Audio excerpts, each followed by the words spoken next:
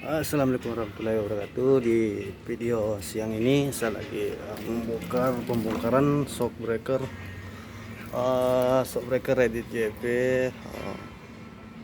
serial 299. Ya, kendalanya ya seperti biasa.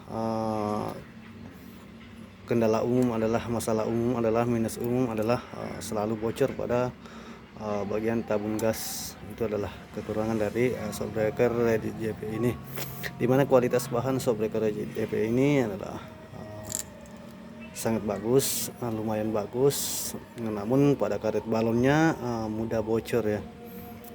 Tapi itu semua bisa diatasi ya teman-teman. Dan kita akan mengganti juga karet seal utama yang bocor ya, karet seal utamanya, dan perbaikan pada tabung yang bocor. Dan shockbreaker ini saya akan lanjut pemasangan. Saya lebih ke video dokumentasi saja kepada pemilik shockbreaker ini.